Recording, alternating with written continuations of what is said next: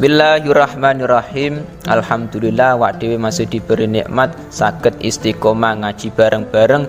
Mugi-mugi manfaat barokah fid dini wa sunanuhu tawi pira-pira sunae wudu iku asyaratun iku asyaratu asya iku 10 pira-pira perkara.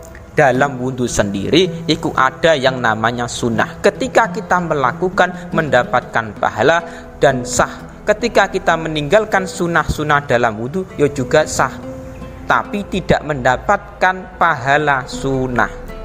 Dalam kitab ini memang ada 10. Pertama, atasmiyatu rupane maca bismillah.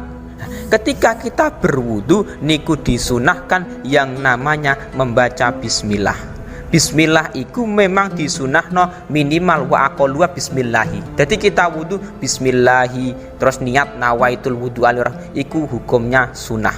Lah misalkan wa akmalu bismillahirrahmanirrahim, tapi yang lebih baik ketika kita berwudu ya memulai dengan bismillahirrahmanirrahim. Nah, ketika nantinya seseorang kok lupa dalam bismillah neng awal misalkan fa intaraka tasmiyata awalahu atabya fi asnaihi. Jadi dalam kitab Fathul Qorib di syarah iku mau ketika kita memang lupa atau memang ya misalkan nggak melakukan lah, meninggalkan membaca bismillah di awal wudhu. Nah, kita ingat atau memang sengaja kita mau melakukan bismillah di tengah-tengah wudhu, tetap boleh. Jadi kesunahane bismillah itu kan memang pertama di awal wudhu. Ketika memang kita meninggalkan di tengah-tengah wudhu, itu tetap disunahkan yang namanya bismillah. Nah, jadi bismillahi itu tetap mendapatkan kesunahan. Misalkan ditambahi bismillahirrahmanirrahim, itu tambah akmal, lebih baik, lebih sempurna. Nah, wa ghuslul kaffaini lan basuh epek-epek loro. Sing kedua kesunahan dalam wudu iku membasuh dua epek-epek, dua telapak tangan. Niku dalam sarai ilal kauaini sampai pergelangan tangan, dua pergelangan tangan. Qoblal madmadah sebelum berkumur. Jadi sebelum kita berwudu, sebelum kita berkumur itu kita disunahkan yang namanya membasuh dua telapak tangan sampai dua pergelangan tangan. Itu sunnah hukumnya, tidak wajib.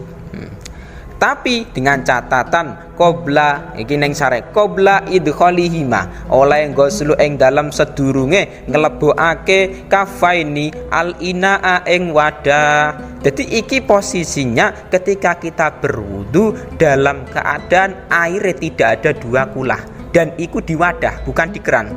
Iku memang sunai kita sebelum memasukkan tangan iki ke wadah sing airnya tidak ada dua kulah, iku sunai dibasuh dulu epek-epek dua telapak tangan kimau.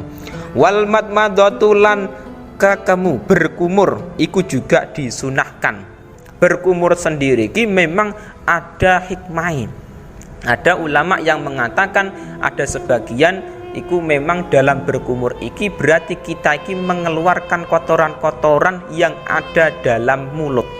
Jadi yang namanya mulut iku terkadang di situ bekas-bekas makanan iku ada di gigi-gigi, di lidah dan lain-lain. Mulane dalam fikih sendiri iku ketika kita wudu disunahkan yang namanya madmadah berkumur. Wal istinsyaku lan nyesep banyu irung juga termasuk kesunahan wudu iku menyerot air ke hidung. Jadi air kita masukkan ke hidung itu namanya istinsyak. Madmadah berkumur dan memasukkan air ke hidung iki termasuk sunnah dalam wudu. Nah, sunnah iki memang ada hikmah. Kanjeng Nabi Muhammad iki menganjurkan kita melakukan madmadah dan istinsyak itu ada hikmah. Ternyata yang namanya hidung iki terkadang ada kotoran-kotoran. Mulane kita keluarkan dengan air wudu. Nah, itu hukumnya sunnah tidak wajib. Jadi kita melakukan sunnah-sunnah Nabi iki ada hikmah tersendiri. Wa mashu jami'i ra'silan ngusap sekabehane sirah termasuk sunnah menurut mazhab Syafi'i. Iki apa? Mengusap seluruh kepala. Jadi seluruh kepala iki terkena air hukumnya sunnah. Lah adapun wajibnya iki mengusap sebagian kepala. Jadi misalkan 3 rambut, 4 rambut itu sudah mencukupi dalam wudu. Tapi sunnah iki seluruh kepala terkena air, iku sunnah. Wa masul uzunaini lan ngusap kuping loro rupane zahirihima rupane jabone udunaini wa batinihima lan jerone udunaini oleh ngusap masu bimain kelawan banyu jadi din kang anyar. Ketika kita berwudu iku memang sunai iku mengusap dua telinga iki, baik iku berupa zahir sing bagian luar ataupun bagian batin, iku tetap disunahkan yang namanya mashul udunaini disunahkan dalam wudu dengan menggunakan air yang baru. Jadi dalam wudu sendiri iku mengusap dua telinga hukumnya sunnah. Terkadang amit sewu ada sebagian masyarakat yang beranggapan mengusap dua telinga hukumnya wajib. Tidak, iku hukumnya sunnah. Wa takhlilul lihyati lan nyela-nyelani jenggot sifate lihya al-kasati kang ketel kang kandel. Jadi termasuk kesunahan iki apa menyelah-nyelai air di jenggot yang tebal iku hukume sunah. Lah adapun jenggot yang tipis iku wajib terkena air. Lah batasan jenggot tebal dan tipisnya bagaimana? Dilihat dari kulite. Ketika nantinya kok seseorang jenggote iki mau kok terlihat kulite, berarti iki jenggote tipis. Tapi ketika jenggote iki mau kok rambut jenggot menutupi kulit tidak terlihat, tertutup oleh rambut jenggot, iku hukume kandel tebal.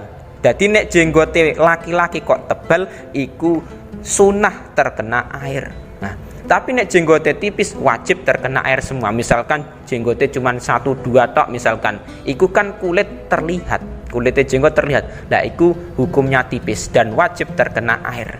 Adapun perempuan bagaimana? Perempuan iku jenggote tebal ataupun tipis iku sama saja wajib terkena air, dibasuh air.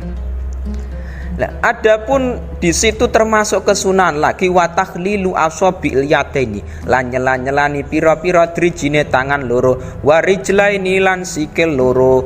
Termasuk sunah dalam wudu ketika kita berwudu iku menyelah-nyelai dalam jari-jari dua tangan dan dua kaki. Jadi dua kaki dan dua tangan iki jari-jarine iku disela-selai supaya terkena air semua. Wa taqdimul yumna termasuk kesunahan lagi lan dingenake anggota tengen alal yusra ing ngatasi anggota kang kiwa. Ketika kita berwudu sunah iki mendahulukan anggota kanan daripada anggota kiri. Jadi misalkan kita berwudu membasuh tangan iku kanan dulu baru kiri. Kaki misalkan iku sing sunai kanan dulu baru kiri. Misalkan kita balik misalkan atau bareng. Jadi wudu ketika membasuh tangan misalkan kiri dulu baru kanan tetap sah, tetapi tidak mendapatkan pahala sunnah. Tetapi misalkan bareng bagaimana? Iku hukumnya tetap sah. Jadi tangan dua-duanya ini kita wudui sekalian bareng, iku tetap sah, cuman tidak mendapatkan kesunahan taqdimul yumna al yusra.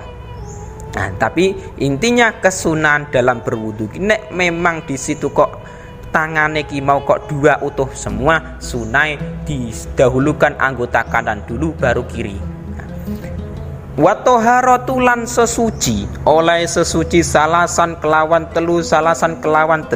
Jadi dalam berwudu sendiri iku kita disunahkan 3 kali. Wajah 3 kali, tangan 3 kali, mengusap sebagian kepala 3 kali. 3 kali. Hukumnya sunah, tidak wajib. Lah, adapun yang wajib bagaimana? Sing penting bagian yang wajib terkena air wis terkena air itu sudah cukup. Misalkan apa? Misalkan wajah. Iku ketika sudah rata semua airnya iku sudah cukup. Meskipun itu satu basuhan.